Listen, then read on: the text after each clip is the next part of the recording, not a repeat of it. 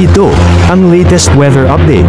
Alamin ang pinakasariwang ulat panahon ngayon dito sa Information TV Educational Channel. Easterlies o yung mainit na hangin mula sa dagat Pasipiko, yung dominanting weather system ngayon na nakaapekto sa malaking bahagi po ng ating kapuluan.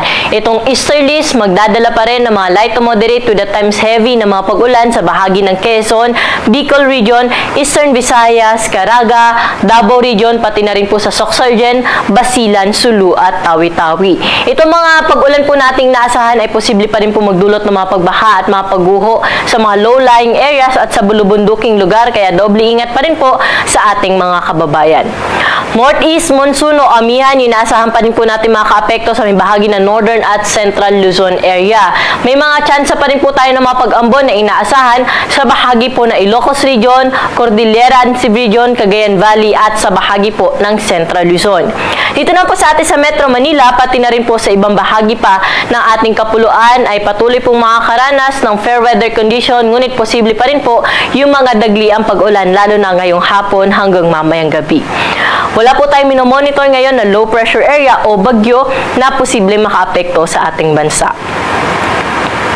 Para naman po sa magiging lagay na ating panahon bukas, dahil pa rin sa amihan ang bahagi po ng Cagayan Valley, Cordillera Region, pati na rin po ang Aurora ay patuloy na makakaranas na maghapong makulimlim na panahon na may kasamang mahihinang mga pag-ulan.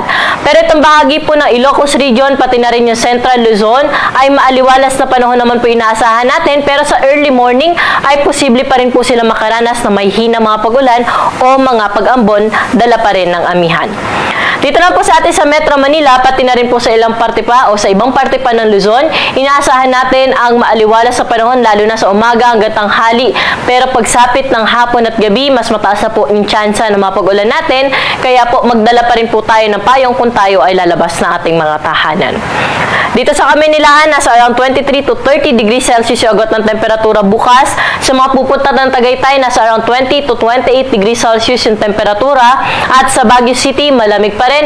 Nasa around 14 degrees Celsius yung minimum temperature at 25 degrees Celsius yung maximum temperature.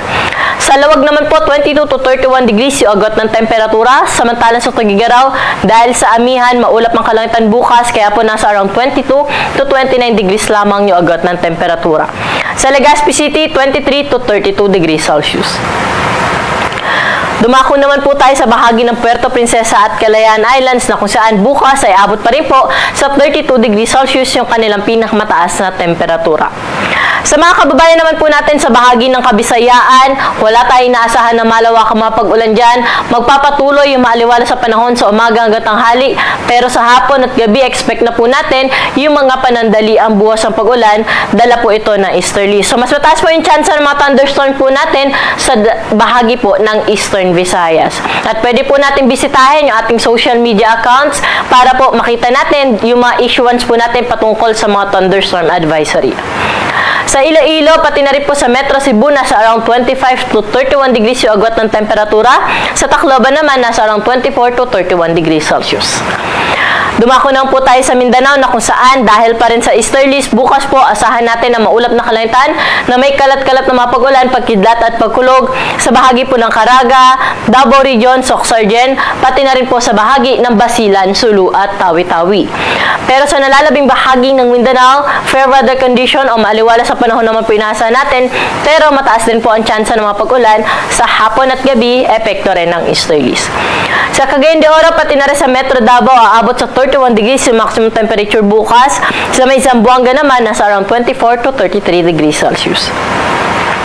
Sa mga kababayan naman po natin na maglalayag, wala tayong gale warning na nakataas sa anumang baybayin ng ating karagatan. Ngunit pinag-iingat pa rin po natin yung ating mga kababayan na maglalayag sa bahagi po ng Northern at Central Luzon o sa may seaboards o baybaying dagat po ng Northern at Central Luzon dahil posible pa rin po dyan yung moderate to rough na sea condition. Pero sa ibang baybayin po na ating karagatan, magiging banayad hanggang sa katamtaman lamang ang mga pag-alon. Para po sa ating 3-day weather outlook sa mga pangunahing syudad dito sa ating bansa.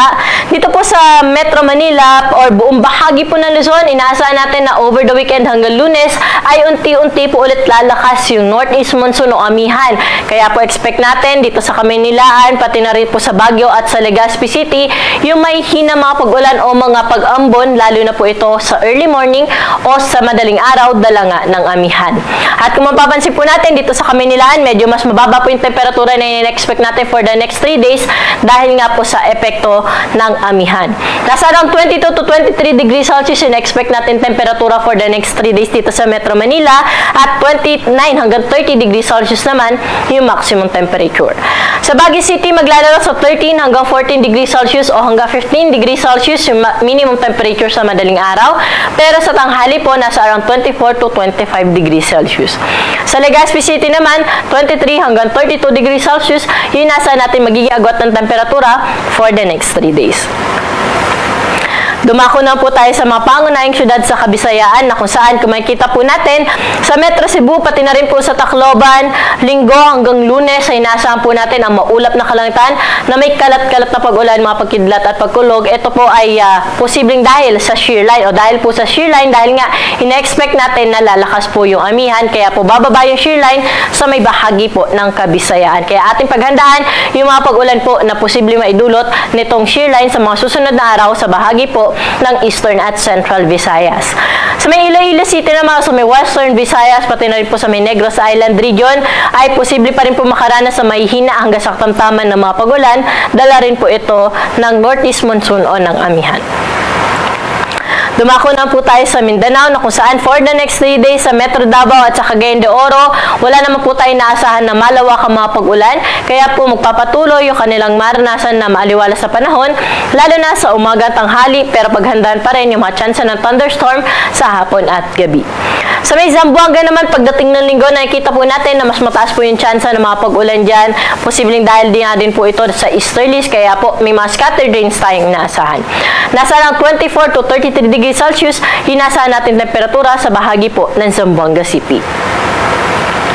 At ang araw po natin dito sa Kamaynilaan ay lulubog sa 5:51 ng gabi at muli itong sisikat bukas ng 6:25 ng umaga.